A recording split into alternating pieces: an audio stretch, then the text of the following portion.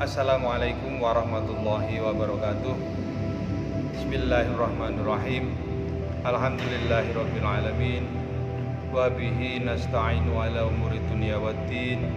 Wassalatu wassalamu ala asrafil anbiya'i wal mursalin wa ala alihi wa sahbihi ajmain. Qala Allah ta'ala fil kitabil karim. A'udzu billahi minasyaitonir rajim. Bismillahirrahmanirrahim. Ya ayyuhalladzina amanu kutiba alaikumus siyamu kama kutiba alal ladzina min qablikum la'allakum tattaqun.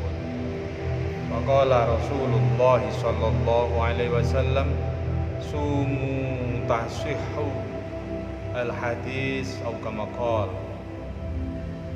Anak-anakku semua peserta pesantren Ramadan SMA Negeri 1 Gondang, Kabupaten Mojokerto secara daring yang sangat kami banggakan.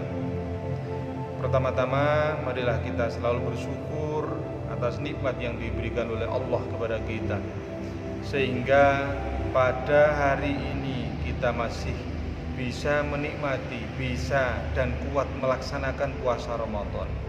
Mudah-mudahan puasa Ramadan kita, ibadah kita di bulan Ramadan ini semuanya saja diterima oleh Allah Subhanahu wa taala dan mendapatkan ridhonya. Salawat serta salam mudah-mudahan tetap tercurahkan kehadiran Nabi besar Muhammad sallallahu alaihi wasallam, karena beliaulah yang membawa kita dari jalan yang gelap gulita, yaitu zaman jahiliyah, menuju jalan yang terang benderang dengan syiar agama Islam. Anak-anakku semua rahimakumullah, pada saat ini, pada kali ini akan saya bahas tentang rahasia di balik rahasia. Apa itu? Rahasia di sini adalah ada beberapa hal yang dirahasiakan oleh Allah, yaitu ada 6 perkara yang dirahasiakan di antara kehidupan kita semua. Yang pertama, saya baca, Bismillahirrahmanirrahim. Innallaha katama sittatan fi sittatin. Di kitab Nasoihul Ibad ini dijelaskan bahwa Sayyidina Umar berkata, Allah itu menyembunyikan atau merahasiakan 6 di balik 6 perkara. Nah, tolong nanti dicatat ya, terus dimasukkan sebagai laporan di jurnal harian kalian. Apa 6 yang dirahasiakan oleh Allah Subhanahu wa taala itu? Yang pertama adalah kata marridho fit taati. Ingat ya, kata marridho fit taati yang pertama, yaitu Allah menyembunyikan ridho di balik ketaatan kita kepada Yang Maha Kuasa. Di sini mengandung maksud bahwa ibadah yang kita lakukan, entah itu puasa, entah itu sholat 5 waktu, entah itu sholat tahajud, entah itu apapun keadaannya, yang itu menurut kita sebagai nilai ibadah, itu dirahasiakan ridhonya oleh Allah Subhanahu wa taala. Artinya apa? Di antara sekian ibadah itu, mana yang diterima oleh Allah, itulah kuncinya. Sebuah cerita ya, bahwa Imam Ghazali ya, pengarang atau pencatat atau mu'alif kitab Ihya Ulumuddin, kitab yang terkenal, itu punya teman yang namanya teman Imam Ghazali. Itu jelas orang baik, karena Imam Ghazali itu orang baik. Soal temannya kan nggak ada yang ya menurut pandangan kita nggak artinya standarnya baik lah. Imam Ghazali itu pernah dimimpikan oleh temannya ya, di dalam mimpi itu ada percakapan bahwa temannya itu mimpi ketemu dengan Imam Ghazali yang sudah masuk di dalam surga. Nah, temannya Imam Ghazali itu nyindir, "Aduh jenengan enak ya masuk surga." Ya jelas masuk surga, lawong kitabnya banyak, amal ibadahnya luar biasa, wajib dilakukan, sunnahnya dilakukan, apalagi yang wajib. Artinya dari segi kacamata manusia, penglihatan kita ya secara normal itu melihat Imam Ghazali itu luar biasa amal-amal kebaikannya. Di samping itu adalah kitab-kitabnya yang banyak yang beliau karang yang disedekahkan kepada seluruh dunia, sampai sekarang pun juga masih ada. Seandainya diroyaltikan itu kan berapa triliun itu royaltinya itu ya. Artinya ketika mimpi itu dilanjutkan, apa jawaban Imam Ghazali? Loh, Anda jangan berpikir saya masuk surga itu karena amal ibadahku yang banyak itu, karena kitabku yang aku karang itu. Tapi apa? Tapi karena saat saya menulis sebuah kitab, ada seekor lalat yang hinggap di tinta yang dipakai untuk nulis kitab itu. Imam Ghazali membiarkan. Selesai lalat itu meminumnya, lalu diangkatlah kembali alat untuk menulis itu, dilanjutkan menulisnya itu. Nah, lantaran karena ketika lalat itu meminum beberapa teguk, berapa tetes ya, nggak bisa sangat kecil lah. Karena itu sehingga Allah itu ridho dengan sekecil ibadah yang dilakukan oleh Imam Ghazali itu. Maka di suatu riwayat itu disebutkan Imam Ghazali masuk surga karena ibadah itu. Nah, ini salah satu contohnya. Berarti apa? Allah itu menyembunyikan semua ibadah kita itu yang diridhoi oleh Allah. Makanya ya esensinya kita berdoa itu selalu minta ridho. Ya, minta ridho, bukan minta ya Allah ketika saya sudah berpuasa layak dong saya bisa masuk surga. Tidak boleh ya. Tapi tetap kita berharap, selalu berdoa barangkali sekian dari ibadah itu semua diridhoi misalkan, ya alhamdulillah. Itu diantara yang pertama. Artinya bahwa kita nggak boleh memilah dan memilih. Artinya di sini aku tak sholat tahajud wis, ini ibadah yang paling diterima oleh Allah. Saya tak sholat duha, ini mungkin akan diterima oleh Allah. Tidak boleh. Semua ibadah wajib kita lakukan. Ridho wallahu bishawab. Karena ini adalah yang memang disembunyikan oleh Allah Subhanahu wa taala. Yang pertama. Yang kedua, waqatamal ghadab fil ma'siyat. Nah, Allah menyembunyikan marahnya terhadap apa yang maksiat yang kita lakukan. Ya, artinya di sini bahwa Allah itu menyembunyikan, artinya tidak semua dosa yang kita lakukan itu menyebabkan Allah itu murka dan memasukkan kita, menghukum kita dan dimasukkan ke neraka. Bukan karena itu. Suatu contoh misalkan seperti ini. Alkisah dulu ada seorang wanita nakal lah ya. Wanita nakal ya. Wanita nakal itu diceritakan beliau itu mau bertobat, tapi karena proses mau tobatnya itu belum selesai, dalam perjalanan ke sana meninggal duluan. Nah, ketika meninggal, masyarakat saat itu sudah mengklaim bahwa wanita itu jelas wanita nakal, jelas ahli neraka ini, karena kesehariannya seperti itu. Tapi apa? Tapi ketika melihat seperti itu, ya, Rasul melihat kenyataannya seperti itu, sahabat-sahabatnya mulai untuk tidak mau menyolati. Apa yang dilakukan Rasul? Sahabat, jangan dilihat wanita ini dari perangainya, tapi dia ini adalah termasuk ahli surga. Lah masyarakat itu kan kaget, loh Rasul, ini kan pekerjaannya negatif, ya wanita nakal. Tapi mengapa kok harus? Ya karena ini adalah wanita ahli surga. Rupanya di balik itu apa? Sebelum kematian menjemput, diceritakan di situ, wanita itu melihat ada seekor anjing, ya, seekor anjing yang menjulurkan lidahnya untuk minum karena kehausan. Ya.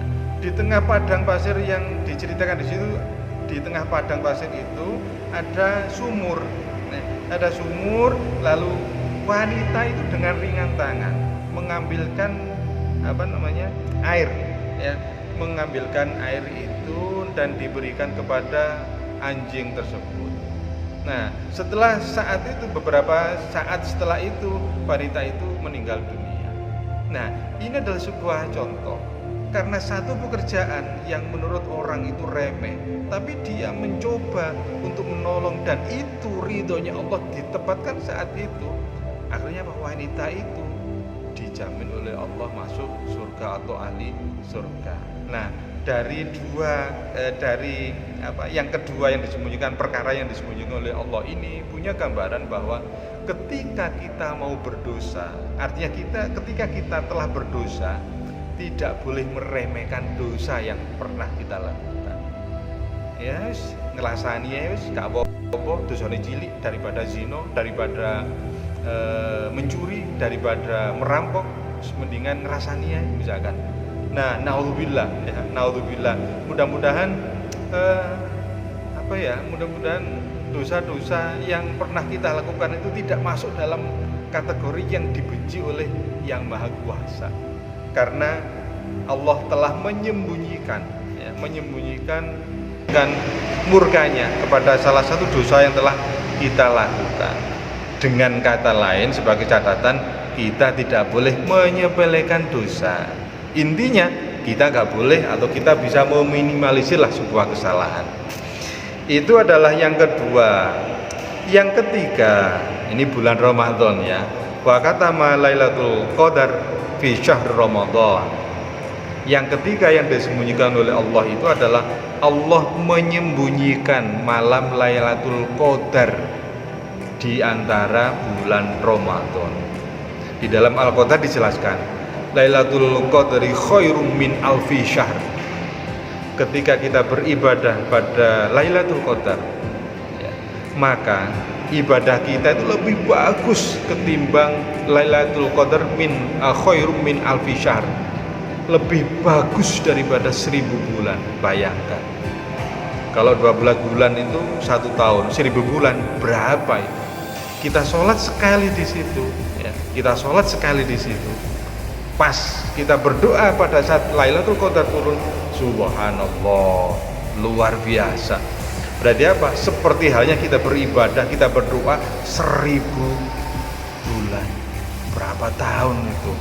Ya, inilah yang dicari oleh manusia, oleh kita semua. Ya. Akan tetapi Rasul menyebutkan bahwa biasanya Rasul itu selalu meningkatkan tensi ibadahnya itu pada 10 hari terakhir di bulan Ramadan. Nah, kita masih masuk ini, masih punya kesempatan ya. Ramadan kurang beberapa hari. Nah, kita masih punya kesempatan. Dan ada lagi yang mengecilkan lagi, yaitu pada hari-hari ganjil. Nah, apakah betul ya, wallahu alam, karena ini juga termasuk perkara yang disembunyikan oleh Allah. PR kita adalah jangan sampai mengendurkan ibadah, terutama minimal paling tidak 10 hari di bulan Ramadan, 10 hari yang terakhir. Itu ya, itu yang ketiga. Yang keempat, wakatama auliya'uhu fi ma bainan nas. Allah menyembunyikan kekasihnya di antara beberapa manusia. Anak-anak yang berbahagia yang ada di rumah, tolong diperhatikan. Jadi perkara yang disembunyikan yang keempat oleh Allah itu adalah manusia yang statusnya sebagai waliullah, kekasih Allah, itu disembunyikan di antara beberapa makhluk yang ada. Ya. Di sini kita tidak boleh menyepelekan antara satu dengan yang lain makhluknya Allah. Karena Allah itu menyembunyikan. Ya, walaupun itu temanmu, misalkan temanmu dalam satu bangku, arek iki kok nek turu ngoro, ae delewer, ae sekon iku kambu surga. Nah, enggak boleh. Ya, siapa tahu kalau dia termasuk bagian dari waliullah atau orang yang disembunyikan oleh Allah sederajat kewaliannya. Ya. Atau mungkin meremehkan siapapun lah misalkan. Itu enggak boleh. Kuwi kalau wong gendong wis jelas wonge rusak, wonge elek itu mesti penggawean. Jangan, nggak boleh. Ya mungkin saja ya di antara beberapa waliullah itu memang diserupakan sebagai orang yang kelihatannya hina dina agar manusia itu menyepelekannya. Padahal itu adalah kekasih Allah. Di sini ada sebuah gambaran bahwa kita tidak boleh menyepelekan orang lain, siapapun itu, apapun bentuk warnanya, derajatnya, apapun keadaannya, kita nggak boleh membeda-bedakan teman, membeda-bedakan orang, nggak boleh. Ya, tidak boleh pilih kasih, nggak boleh. Kenapa? Ya boleh jadi, ya itu tadi waliullah itu loh ya, karena kita punya BR itu ya, untuk mencari siapa sih waliullah itu atau kekasih Allah itu siapa, kita nggak bisa melihat itu. Ya disitulah nikmatnya tatanan kehidupan sosial, ya kan, kita nggak boleh menganggap remeh seseorang, itu nggak boleh. Terus yang kelima, wakatamal maut fil umri, Allah menyembunyikan kematian itu di umur kita. Ini adalah termasuk yang dirahasiakan oleh Allah. Umur wallahu alam, Allah yang menentukan, yang punya hak prerogatif itu memang melalui malaikat Israel, tapi Allah lah yang bisa, yang maha menentukan umur itu. Ini bagian dari yang dirahasiakan, manusia tidak bisa, walaupun divonis oleh dokter, umurnya ini kurang 1 minggu, umurnya ini kurang 1 bulan, umurnya ini kurang 5 tahun, tidak bisa, itu perkiraan manusia. Tapi tetap Allah yang menentukan. Coba di antara beberapa bencana yang Allah telah takdirkan di muka bumi ini, khususnya adalah di Indonesia misalkan, itu mesti ada hal-hal yang aneh yang berkaitan dengan menurut kacamata manusia itu mati, meninggal, tapi apa tidak, banyak terjadi. Apalagi kalian ya kan, yang ada di TikTok misalkan, yang ada di YouTube misalkan, ya, yang ada di medsos misalkan, itu kan banyak kejadian yang aneh yang menurut perkiraan manusia, wah ini mati, tapi rupanya kan tidak. Ya, karena umur itu Allah yang punya, kita tidak bisa memprediksi kapan mati, tidak bisa. Yang terakhir yang disembunyikan oleh Allah adalah wakatama sholatul wusta fis sholati. Allah menyembunyikan sholatul wusta, Allah menyembunyikan sholat yang mulia ya, di antara sekian sholat yang telah kita lakukan. Yang dimaksud di sini adalah sholat 5 waktu. Di antara sholat yang ada, di antara sholat 5 waktu itu, Allah telah menyembunyikan satu sholat yang paling utama. Di mana itu tempatnya? Kita wajib mencarinya. Jadi di antara 5 waktu itu ada yang diutamakan, ada waktu-waktu yang diutamakan. Artinya sholat itu sangat utama nilainya di sisi Allah. Oleh karena itu berarti apa? Mungkin saat ketika sholat, pada saat sholatul wusta, mungkin doa kita makbulan indallah misalkan, atau mungkin doa yang harapan kita yang nggak masuk akal bisa diterima oleh Allah, lantaran karena diantaranya saat sholatul wusta kita telah menemuinya. Ya. Di antara hal-hal yang demikianlah yang telah disebutkan oleh ulama salafus soleh berkaitan dengan beberapa hal yang disembunyikan oleh Allah. Besar harapan saya dengan ulasan yang singkat ini, kalian bisa melihat, kalian bisa mencari kira-kira apa sih yang harus kita banggakan dari apa yang telah kita lakukan. Dari sekian yang disembunyikan oleh Allah itu, apa sih perlunya ya menyembelihkan orang, mengecilkan orang ya. Ini diantara nilai-nilai yang perlu kita amalkan. Kita nggak boleh menganggap pahala yang telah kita lakukan itu sudah terlalu banyak. Kita juga nggak boleh menganggap dosa kecil, tobat sedikit selesai ya, mudah-mudahan dosa yang telah kita lakukan Allah memberikan maaf gitu ya. Allah memberikan maaf ya, karena mumpung senyampang masih bulan Ramadan, di mana amal ibadah itu yang kita lakukan itu pahalanya dilipat gandakan, maka jangan sampai berpatah semangat, lanjutkan ibadah yang kalian lakukan. Ya, pesan saya adalah tulis komentar ya, tulis komentar dengan cara hadir. Nah itu misalkan namanya Muhammad Faijo, kelas 12 atau kelas 11 MIPA 1, hadir. Nah itu. Tugas yang kedua adalah tulis 6 perkara yang disembunyikan itu apa saja, tulislah di jurnal Ramadan yang telah ada disediakan di aplikasi HP kalian. Mungkin itu yang bisa saya sampaikan. Mudah-mudahan dengan materi yang singkat ini Allah memberikan hidayah kepada kita semua. Wallahul muwaffiq ila aqwamit thoriq. Assalamualaikum warahmatullahi wabarakatuh.